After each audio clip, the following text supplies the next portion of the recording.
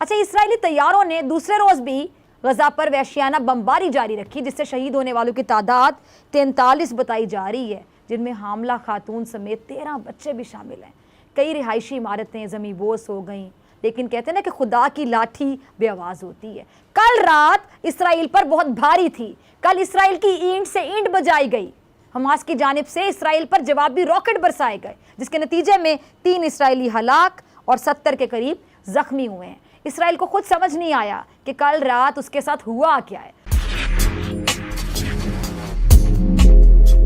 Hamas के रहनुमाओं की जानिब से इसराइल पर 100 से ज़ायद रॉकेट हमलों का दावा किया गया और हमास ने रॉकेट हमलों को गजा की 13 मंजिला रिहायशी इमारत पर इसराइली हमले का जवाब करार दिया। अच्छा नाज़रीन, फ़लस्तीनी तंजीम हमास की बमबारी से इसराइल की तेल की पाइपलाइन भी तबाह हो गई और इसराइल में शहरियों को बंकर के करीब रहने की हिदायत भी की गई है। और इसराइल के जो वज़ीर दिफा है उसने धमकी दी है कि गजा पर फ़ज़ाई हमले महज आगाज़ हैं, मज़ीद कई अहदाफ को निशाना बनाएंगे। और हमास के सरबराह इस्माइल हानिया का इसराइली वज़ीर दिफा की धमकी के रद्दअमल में क्या कहना था कि इसराइल कशीदगी में इजाफा या खात्मा जो भी चाहता है, फ़लस्तीनी दोनों के लिए तैयार हैं। और फ़लस्तीन की जदोजहद आज़ादी की जो तंजीम हमास का कहना है कि इसराइली फ़ौज ने मुक़द्दस मकाम मस्जिद अक्सा में ना सिर्फ इबादत से रोका बल्कि वहाँ आग भी लगाई गई और फ़लस्तीनियों को गैर कानूनी तौर पर उनके घरों से बेदखल भी किया जा रहा है, जिसका इसराइल को जवाब दिया जाएगा। अच्छा, गजा का जो कंट्रोल है 2007 से जदोजहद आज़ादी फ़लस्तीन की तहरीक हमास के पास है और तब से 3 बार जंगें भी हो चुकी हैं और झड़पों का जो सिलसिला है वो भी जारी रहता है। मुझे सबसे पहले मैं चाहूँगी कि आप तमाम लोगों को ज़रा ये समझाएं कि मस्जिद अक्सा की अहमियत एक्चुअली क्या है और इस मुकाम की मुसलमानों के लिए कितनी इम्पोर्टेंस है। सबसे पहले तो डॉक्टर साहबा मैं आपको हदिया तबरीक पेश करना चाहता हूँ कि कम अज़ कम आप में और आपके जो मीडिया हाउस में इतनी जुर्रत है कि उन्होंने कम अज़ कम इस टॉपिक पे बोलना गवारा किया, बल्कि इस पर आज दूसरा प्रोग्राम, कल भी कुछ हज़रात ने किया, आज आप भी ये प्रोग्राम कर रही हैं। क्योंकि हमारे यहाँ तो हालात ये बने हुए हैं कि अगर यहाँ पर किसी यहूदी या ईसाइयों का कुत्ता भी मर जाए तो उस पर हमारे मीडिया हाउसेस प्रोग्राम करते करते नहीं थकते। अगर यहाँ अनफॉर्चुनेट जिसको बदनसीबी कहते हैं कि उससे अगर कहीं किसी मज़हब की इबादतगाह में, जिस तरह यहूदी हैं, ईसाई हैं, हिंदू हैं, अगर यहाँ कोई दहशतगर्दी का वाक़या हो जाए तो उस पर जनाब यहाँ पर 4-4 घंटे प्रोग्राम, बल्कि 10-10 दिन प्रोग्राम होते हैं और फिर पूरी दुनिया के अंदर एक हलचल मच जाती है कि जनाब पाकिस्तान के अंदर या फलां जगह पर कलीसा के ऊपर ये हमला क्यों हुआ। लेकिन अफसोस का मकाम ये है कि जो मुसलमानों के लिए दूसरा सबसे मुक़द्दस मकाम है, जिसको क़िबला अव्वल कहते हैं, बैतुल मक़दस भी कहते हैं, उस पर और वहाँ मस्जिद अक्सा पर हमला हुआ और न सिर्फ उसकी बेहुरमती और बेअदबी की गई, बल्कि वहाँ कई दर्जन से ज़ायद मुसलमानों को इससे कबल शहीद कर दिया गया और वहाँ पर छोटे छोटे बच्चों और जो ना ख़वातीन को बेदर्दी के साथ शहीद किया गया। लेकिन इस पर कमा हक़ को हमारे ना तो मीडिया हाउसेस की तरफ से आवाज़ बुलंद हुई और रह गया मामला हमारे 56 से ज़ायद इस्लामी मुल्कों के हुक्मरानों का, तो ये तो मेरे ख़्याल में भांग पी कर सोए हुए हैं। इल्ला माशाल्लाह, अल्लाह ताला तय्यब उर्दगान को सलामत रखे। और इस तरह एक आध साहिब और हैं कि जिन्होंने गैरत ईमानी, गैरत मिली का मुजाहरा किया है। ताहम मैं समझता हूँ कि मिन हैसुल कौम या हम बहसीयत उम्मा हम इंतहाई पस्ती की तरफ चले गए हैं और बड़े अफसोस का मुकाम है। और मैं यहाँ डॉक्टर साहब आखिरी बात एक करूँगा, मुझे थोड़ा सा एक ये भी सवाल पूछना था जी। मैं आखिरी 1 मिनट में बात को मुकम्मल मुफ्ती साहब जी कंप्लीट कीजिए। मैंने एक सवाल पूछना था यहाँ पर शर्मीन और मलाला यूसुफजई जैसी खवातीन से कि ये जो इस वक्त फ़लस्तीन के अंदर खवातीन पर जो बम बरस रहे हैं, क्या ये खवातीन नहीं है या फिर इस तरह की जो आंटियां हैं वो महज हमारे मुल्क के अंदर खवातीन के नाम पर वो आवाज़ उठाती हैं और इस वक्त वो सब खामोश हैं, उनके ट्विटर अकाउंट सब खामोश हैं।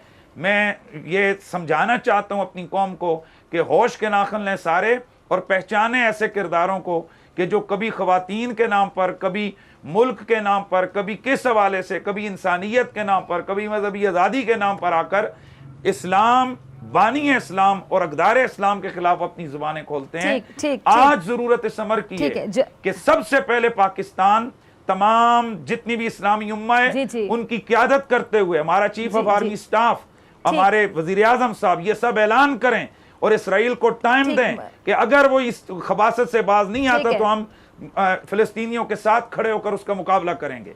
हम अपनी हुकूमत से ये मुतालबा ठीक है कर जी, सकते हैं कि हमारे जी, हुक्मरानों को चाहिए जनरल वो साहब, खुलाकर इनकी ठीक है। मजम्मत करें और फिलिस्तीनियों का साथ ठीक दें। है, ठीक है। जनरल अमजद शोएब साहब, माजरत के साथ मैं उनको इंटरप्ट नहीं कर पा रही थी क्योंकि वो बड़ी अहमियत के हवाले से बात करते हैं। मस्जिद अक्सा की मुसलमानों की नज़र में अहमियत क्या है, बहुत से लोगों को शायद बैकग्राउंड नहीं पता, तो मैं बताना चाह रही थी, सुनना चाहती थी उनसे। जनरल साहब, अब जो सवाल आखिर में पूछा मुफ्ती हनीफ कुरैशी साहब ने, और उन्होंने कहा कि हमारे आर्मी चीफ, हमारे वज़ीर आज़म, हमारी हुकूमत, उनको एक स्टैंड लेना चाहिए, तो आपको लगता है कि ये स्टैंड हम ले सकते हैं? और किसी हद तक पाकिस्तान बहुत खुलकर बात करे इस इशू पर, तो आप कितने मुतमईन हैं, इससे ज़्यादा भी कुछ किया जा सकता है? देखिए, पाकिस्तान ने हमेशा फलस्तीनियों की हिमायत की है, बल्कि बाज़ औक़ात हमारे बाज़ लोगों को शिकायत भी हुई कि जिस ज़माने में फलस्तीनी बड़े मुतहर्रिक थे और इनके लीडर्स वगैरह जो हैं वो भारत सफ़र करते थे, आते थे यहाँ पे, लेकिन पाकिस्तान नहीं आए या पाकिस्तान की वो हिमायत नहीं की उन्होंने कश्मीर के मामले में, तो बाज़ लोगों को शिकायत होती थी। लेकिन हमारा एक असूली मौक़िफ़ रहा है, और वो जब से पाकिस्तान मार्ज़ वजूद में आया उस दिन से है। जिस तरह हमारे कश्मीर के लिए है, इसी तरह इनके लिए, क्योंकि हम ये समझते थे कि एक तो हमारा किबला अव्वल है वो, और दूसरी तरफ ये है कि ये बहुत बड़ी एक ज्यादती है कि फलस्तीनी जिनकी वो सरजमीन है, जो वहां के रहने वाले हैं, उनको बेदखल करके, तो बाहर से ला ला के यहूदी आबाद करके तो आप कब्जा काबिज हो जाएं और फिर दुनिया उसको तस्लीम कर ले, और जो मजलूम है वो बेचारे दरबदर मुख्तलिफ कैंपों में दुनिया पूरी में बिखरे पड़े हुए नजर आए आपको। तो ये वो हमारा असूली मौक़िफ़ रहा और आज भी। और हमारे प्राइम मिनिस्टर ने आज जो ट्वीट की वो पूरी दुनिया को एक तरह का मैसेज दे दिया कि हम बहैसियत कौम फ़लस्तीनियों के साथ खड़े हैं और जो जुल्म है हम उसको कबूल नहीं करते, हम उसके खिलाफ हैं। अब ये है कि ये सारा जो इफेक्टिव चीज़ है वो पूरे जो 53 इस्लामी मुल्क हैं, ये इनकी पॉलिसी होनी चाहिए। बदकिस्मती कि आप थोड़ा सा पीछे चले जाएं, फ्रांस का जो वाक़या हुआ जहां नामूस रिसालत पे इतना बड़ा हमला हुआ, तो उसमें तो मुल्क हमारी इकट्ठे ना हो सके सारे। पाकिस्तान चीखता रहा, पाकिस्तान कहता रहा, पाकिस्तान के रिएक्शन आया, लेकिन किसी और इस्लामी मुल्क से कोई बात ही नहीं हुई। कुछ थोड़ा बहुत जो था वो तैयब उर्दगान बात करते रहे, और फलस्तीन के मामले में तैयब उर्दगान और ईरान ये खासे इसमें वोकल हैं, और इनके अलावा पाकिस्तान, तो वरना इस्लामी दुनिया नहीं बोलती। अब चीज ये है कि एक वक्त था 1973 में जब अरब इजराइल जंग हुई, तो उस वक्त मिल के पूरी उम्मत ने, वो उस वक्त आपको याद होगा कि शाह फैसल जिंदा थे, तो पूरी उम्मत ने मिल के एक स्ट्रेटजी बनाई और उसे कहते हैं कि तेल को इस्तेमाल किया एक हथियार के तौर पे। पूरी दुनिया को तेल जाना बंद हुआ, तो ये ऐसा प्रेशर आया मगरबी दुनिया पे। आज वो तेल वाला काम नहीं हो सकता क्योंकि तेल दुनिया में और बहुत जगह पे अवेलेबल है, लेकिन आप बहुत सारी और चीजें सोच सकते हैं जहां आप मिलके बैठ के कोई स्ट्रेटजी वर्कआउट करें। आपका रिएक्शन एक मुत्तहिदा रिएक्शन होना चाहिए। आप मगरबी दुनिया को बहुत सारा पैसा देते हैं, कमाई वो करते हैं आपसे, बहुत सारा इक्विपमेंट लेते हैं, बहुत सारी चीजें आप उनसे इंपोर्ट करते हैं, आप बाइकआउट कर सकते हैं। उनकी आमदन कम होगी तो उनको भी कुछ ख्याल आएगा। फिर ये है कि आप अभी ये जो ओआईसी ने एक बड़ी स्ट्रॉन्ग किस्म की स्टेटमेंट दी, जिसकी प्रेस रिलीज मैंने देखी, उसमें उन्होंने कहा है कि जनाब यूनाइटेड नेशन जनरल असेंबली का इजलास जो है वो बुलाया जाए। अब मगरबी दुनिया वो इजलास नहीं होने देगी। देखने की बात यह है कि ये जो 53 इस्लामी मुल्क हैं, ये पूरी तरह अपना वजन इस्तेमाल करते हैं, क्या इनका इत्तेहाद वो है स्ट्रॉन्ग कि ये दुनिया को मजबूर कर सकें और वहां इजराइल के ऊपर तनकीद हो और तमाम दुनिया के ममालिक की राय, उनके जज्बात का पता लगे कि वो इजराइल को किस नजर से देखते हैं। तो ये वो चीजें हैं जिसपे के मुत्तहिद होके काम करने की जरूरत है, लेकिन तवक्को इसलिए नहीं है कि आज इस्लामी दुनिया बहुत बुरी तरह बटी हुई है, बहुत बटी हुई है, तकसीम अपने मफादात की वजह से।